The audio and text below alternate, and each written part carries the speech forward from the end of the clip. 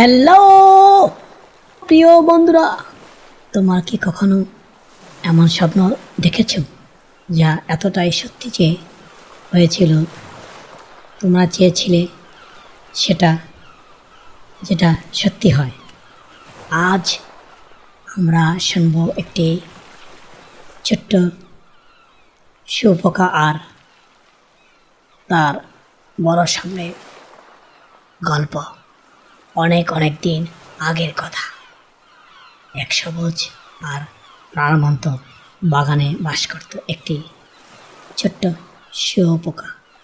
সে ছিল ছোট্ট সবুজ রঙের একটি প্রাণী, যে প্রতিদিন ধীরে ধীরে পাতা চিবিয়ে খেত। কিন্তু এই শুঁয়োপোকাটি অন্য সবার থেকে আলাদা ছিল।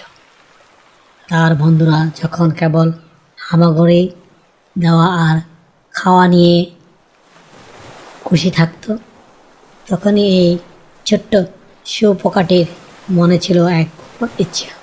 সে প্রায় আকাশের দিকে তাকাত আর দেখত সুন্দর প্রজাপতিরা তাদের রঙিন ডানা মেলে উঠছে, বাতাসে নৃত্য করছে।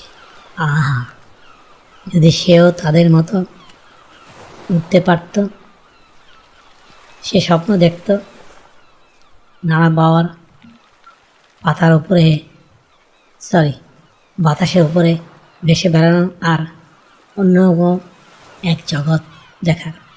সে যখন তার স্বপ্নের কথা অন্য শুঁয়োপোকাদের বলতো, তখন তারা কেবল তাকে নিয়ে হাসাহাসি করত। একটা শুঁয়োপোকা উঠতে চাইছে, এটা তো একেবারেই অসম্ভব, তারা বলতো। আমরা তো হামাগুড়ি দেব আর খাবো। এত বোকার মতো স্বপ্ন দেখো না। তাদের কথা শুনে ছোট্ট শুঁয়োপোকাটি প্রায় দুঃখিত হতো, আর সে ভাবত তার স্বপ্ন কি কখনো সত্যি হবে না। কিন্তু ভেতরে ভেতরে ছোট্ট শুঁয়োপোকাটি তার স্বপ্নকে ছেড়ে দিতে রাজি ছিল। প্রতিদিন সে প্রজাপতিদের দেখত আর কিভাবে ডানা নাড়ে তা লক্ষ্য করত। সে মনে মনে ভাবত তারও ডানা আছে, হালকা আর স্বাধীন। অন্যরা তাকে বোকা বললেও সে তার স্বপ্নকে বুকের গভীরে আগলে রাখত। তারপর একদিন এক আশ্চর্য ঘটনা ঘটতে শুরু করল। ছোট্ট শুঁয়োপোকাটি তার চারপাশের রেশমের মতো সুতো বোনা শুরু তৈরি করলো এক নরম ছোট্ট গুটি পোকা। তার বন্ধু অবাক হয়ে দেখল সে কী করেছে, কিন্তু সে ভিতরে চুপ করে অপেক্ষা করতে লাগলো। গুটি পোকার ভিতরে এক চমৎকার পরিবর্তন হচ্ছিল। শুঁয়োপোকাটি বদলাচ্ছিল, বাড়ছিল, নতুন কিছু হয়ে উঠছিল। অবশেষে অনেক অপেক্ষার পর গুটি পোকাটি পারতে শুরু করল। তার ভিতর থেকে বেরিয়ে এলো একটি শুঁয়োপোকা নয়, বরং এক বিস্ময়কর প্রজাপতি। ঠিক যেমন সে স্বপ্ন দেখেছিল, ঠিক তেমনই ঝলমলে রঙিন ডানা। প্রজাপতিতে তার নতুন ডানা মেলল, হালকা বাতাস তার নিচে অনুভব করল।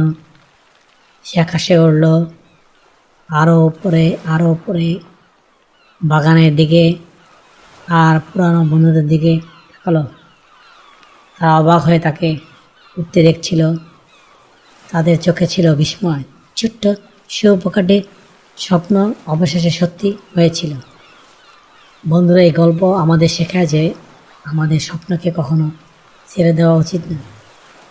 যতই অন্যদের কাছ থেকে অসম্ভব বলে মনে হোক না কেন, নিজের উপর বিশ্বাসটা ধৈর্য করো, কারণ মাঝে মাঝে সবচেয়ে সুন্দর পরিবর্তনগুলো সময় নেয়। আজকের গল্পটি তোমাদের কেমন লাগলো কমেন্টসের মাধ্যমে নিচে জানিও। এরকম আরও অনেক অনুপ্রেরণামূলক গল্প শুনতে আমাদের চ্যানেলটি সাবস্ক্রাইব করো এবং বেল আইকনটি টিপে দাও।